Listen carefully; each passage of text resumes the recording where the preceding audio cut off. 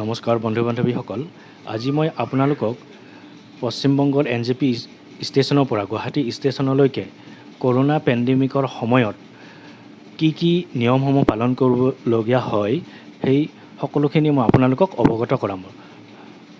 লগতে অৱগত কৰাম COVID-19 স্ক্ৰিনিং চেণ্টাৰত কেনেকৈ ৰেজিষ্ট্ৰেশ্যন স্ক্ৰিনিং লগতে কেনেকৈ স্বাব কালেকশ্যন কৰা হয় এই আটাইখিনি মই আপোনালোকক ৱেক আপ আছাম চেনেলটোৰে অৱগত কৰাম। সেয়েহে আপোনালোকলৈ এটি বিনম্ৰ অনুৰোধ থাকিল, এই ৱেক আপ আছাম চেনেলটো ছাবস্ক্ৰাইব কৰিব আৰু লগতে থকা বেল আইকনটো দবাবলৈ নাপাহৰিব। এয়া চাওক, সকলোখিনি ছেফটি মেজাৰ পৰিধান কৰি যাত্ৰা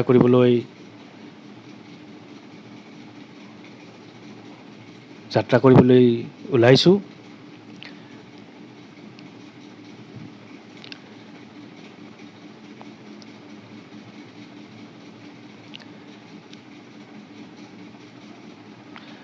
পশ্চিমবংগৰ নিউ জলপাইগুৰি ৰেল ষ্টেচনত উপস্থিত হৈছোঁহি। এই ষ্টেচনত কৰ্তৃপক্ষৰ ফালৰ পৰা কিছুমান নিয়ম অনুসৰণ কৰা হৈছে। যাত্ৰীসমূহক সেই সকলোখিনি নিয়ম পালন কৰিবলৈ দিয়া হৈছে। সেইখিনি আপোনালোকক মই দেখুৱাই দিম। কৰ্তৃপক্ষৰ ফালৰ পৰা যাত্ৰীসকলক সামাজিক দূৰত্ব বজাই ৰাখি থিয় হ'বলৈ নিৰ্দেশ দিয়া হৈছে। ইয়াৰ যাত্ৰীসকলে তেওঁলোকৰ নিজৰ লাগেজসমূহ লৈ পেলাই উপস্থিত হৈছেহি। যাত্ৰীসমূহৰ সুবিধাৰ কাৰণে সামাজিক দূৰত্ব বজাই ৰাখিবৰ কাৰণে কৰ্তৃপক্ষৰ ফালৰ পৰা বৃত্তাকাৰ একোটা পজিশ্যন বনাই দিয়া হৈছে। এয়া চাওক, ৰেলৱে ষ্টেচনৰ ভিতৰত চৰকাৰৰ কৰ্তৃপক্ষৰ ফালৰ পৰা ডিছইনফেকশ্যনৰ ব্যৱস্থা কৰিছে আৰু এই ডিছইনফেকশ্যনৰ পিছতেই থাৰ্মাল স্ক্ৰিনিঙৰ ব্যৱস্থা কৰা হৈছে। এয়া ডিছইনফেকশ্যন কৰি আছে। এই ডিছইনফেকশ্যনৰ পিছত ইয়াতে বিষয়াই থাৰ্মাল স্ক্ৰিনিং কৰিছে আৰু এই থাৰ্মাল স্ক্ৰিনিঙত শৰীৰৰ উষ্ণতা নিয়ন্ত্ৰণত থাকিলেহে, শৰীৰৰ উষ্ণতা ঠিকমতে পালেহে যাত্ৰীসমূহক ষ্টেচনত প্ৰৱেশ কৰিবলৈ অনুমতি দিয়া হৈছেহি। এয়া চাওক, এয়া NJP ষ্টেচন। খন্তেক পিছতে নিউ দিল্লী ৰাজধানী স্পেচিয়েল ট্ৰেইনখন গুৱাহাটীৰ যাত্ৰাৰ বাবে উপস্থিত হ'বহি। প্লেটফৰ্মত সুন্দৰকৈ বৃত্তাকাৰ বনাই দিয়া হৈছে যাতে যাত্ৰীসমূহে সামাজিক দূৰত্ব বজাই ৰাখি থিয় হ'ব পাৰে। ইতিমধ্যে new Delhi Dibrugarh town special ট্ৰেইনখন আহি পাইছেহি। এই ট্ৰেইনখনেৰে AC ডবাটোত মোৰ এটা ছিট আছে। ইয়াত 90% ছিট অৱশ্যে খালী আছে। যিহেতু কৰোনা পেণ্ডেমিক, সেয়েহে যাত্ৰীৰ সমাগম বহুত কম। মই আপোনালোকক ক'ব বিচাৰিছোঁ যে সাধাৰণতে যেনেকৈ ৰাজধানী ট্ৰেইনখনত বেডৰোল দিয়া হয় আৰু পৰ্দাসমূহ থাকে, কৰোনা পেণ্ডেমিকৰ এজ এ ছেফটি মেজাৰ ট্ৰেইনত থকা পৰ্দাসমূহ আঁতৰাই দিয়া হৈছে আৰু লগতে বেডৰোল দিয়াৰ কোনো ব্যৱস্থা কৰা হোৱা নাই। আৰু লগতে কৰ্তৃপক্ষৰ ফালৰ পৰা যিটো খানা প্ৰভাইড কৰা হয় সেই খানাটো পৰিহাৰ কৰা হৈছে। এয়া চাওক, মোৰ ছিট, মোৰ লাগেজ।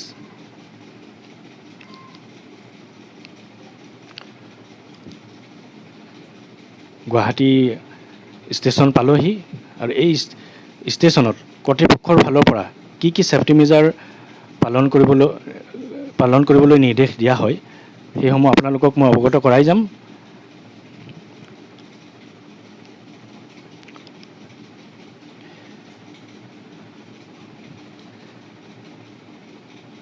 যাত্ৰীসমূহক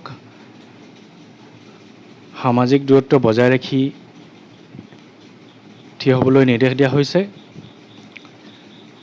আৰু ইয়াতেই এজনকৈ যাত্ৰীসমূহৰ পৰা তেওঁলোকৰ নাম, বয়স আৰু মোবাইল নাম্বাৰসমূহ একোখন ৰেজিষ্টাৰত এণ্ট্ৰি কৰি থকা হৈছে কৰ্তৃপক্ষৰ ফালৰ পৰা।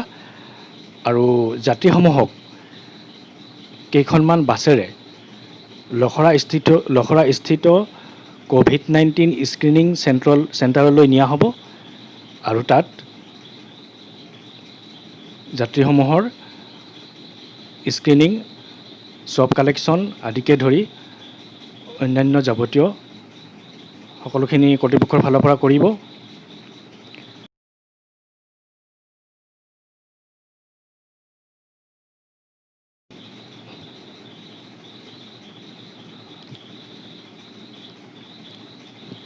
যাত্ৰীসমূহ ইতিমধ্যে গুৱাহাটী ষ্টেচনৰ পৰা COVID-19 স্ক্ৰিনিং চেণ্টাৰলৈ গৈ আছে।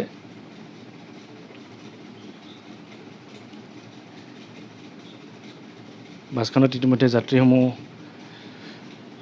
আহিছে।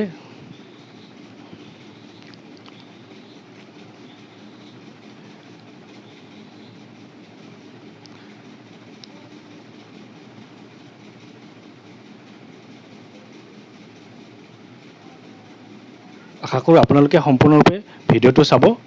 ভিডিঅ'টো চালে নিশ্চয় আপোনালোকে উপকৃত হ'ব পাৰিব। এয়া চাওক, যাত্ৰীসমূহ ISBT COVID-19 স্ক্ৰিনিং চেণ্টাৰত উপস্থিত হৈছেহি। কৰ্তৃপক্ষৰ ফালৰ পৰা সকলোকে সামাজিক দূৰত্ব বজাই ৰাখি স্ক্ৰিনিং চেণ্টাৰত উপস্থিত হ'বলৈ নিৰ্দেশ দিয়া হৈছে। ইয়াত কৰ্তৃপক্ষৰ ফালৰ পৰা যাত্ৰীসমূহৰ খোৱাৰো ব্যৱস্থা কৰিছে সুন্দৰকৈ। এইটো হৈছে COVID-19 স্ক্ৰিনিং চেণ্টাৰ। ইয়াত সকলোকে সামাজিক দূৰত্ব বজাই ৰাখি বহাৰো ব্যৱস্থা ৰাখিছে। ইয়াত আপোনালোকক অৱগত কৰাম প্ৰথমতে যে ইয়াত যাত্ৰীসমূহ ৰেজিষ্ট্ৰেশ্যন কৰা হয়, তাৰপিছত স্ক্ৰিনিং কৰা হয় স্ক্ৰিনিং কাউণ্টাৰত, আৰু তাৰপিছত এই স্ক্ৰিনিং কাউণ্টাৰতে এখন নথি দিয়া হয়। এই নথিখন নি পেলাই লেব কাউণ্টাৰত দিয়া হ'ব। লেব কাউণ্টাৰত swab কালেকশ্যন হ'ব আৰু swab কালেকশ্যন কৰি তাৰপিছত ৰিজাল্ট দিয়া হ'ব। এয়া চাওক, যাত্ৰীসমূহে ৰেজিষ্ট্ৰেশ্যন স্ক্ৰিনিং কাউণ্টাৰত শাৰী পাতিছেহি।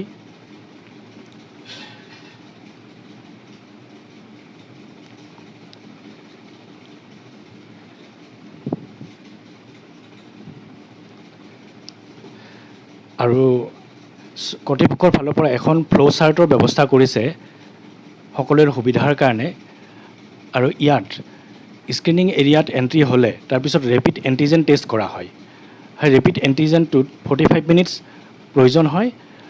আৰু যদি এই টেষ্টটোত ৰেপিড এণ্টিজেন টেষ্টটো যদি পজিটিভ আহে তেতিয়া যাত্ৰীজনক ক'ভিড হস্পিটেললৈ নিয়াৰ ব্যৱস্থা কৰা হৈছে। আৰু যদি নিগেটিভ আহে হোম কোৱাৰেণ্টাইন নাইবা পেইড হোটেল কোৱাৰেণ্টাইনৰ ছাজেষ্ট কৰা হৈছে। আৰু এখন আছে যে 75 ইয়াৰ্ছ নাইবা 10 বছৰৰ তলৰ যাত্ৰী হ'লে তেওঁলোকক হোম কোৱাৰেণ্টাইন কণ্টেইনমেণ্ট হোমৰ কাৰণে এখন আণ্ডাৰটেকিং ডিক্লেৰেশ্যন দিবলৈ নিৰ্দেশ দিয়া হৈছে। এয়া চাওক, লেবৰেটৰী কাউণ্টাৰ।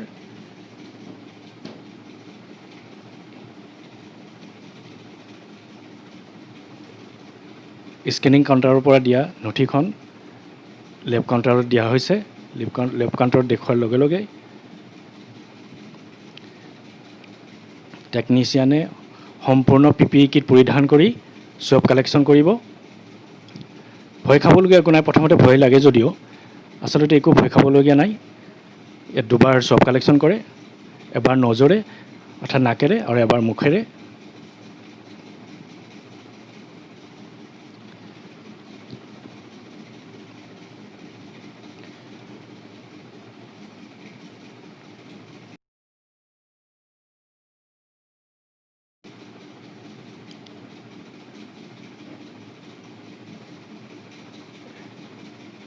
swab কালেকশ্যনৰ 45 মিনিটছত ৰিজাল্ট দিয়া হৈছে ৰেজিষ্ট্ৰেশ্যন চেণ্টাৰত। মোৰ যিহেতু নিগেটিভ আহিছে, মোক ঘৰলৈ গৈ হোম কোৱাৰেণ্টাইনৰ কাৰণে 7 ডেজৰ হোম কোৱাৰেণ্টাইনৰ কাৰণে ছাজেষ্ট কৰিছে। সম্পূৰ্ণৰূপে ভিডিঅ'টো উপভোগ কৰাৰ কাৰণে আপোনালোকলৈ অশেষ ধন্যবাদ থাকিল। লগতে আপোনালোকলৈ এটি বিনম্ৰ অনুৰোধ থাকিল, ৱেক আপ আছাম চেনেলটো ছাবস্ক্ৰাইব কৰিব আৰু লগতে থকা বেল আইকনটো দবাবলৈ নাপাহৰিব। ধন্যবাদ।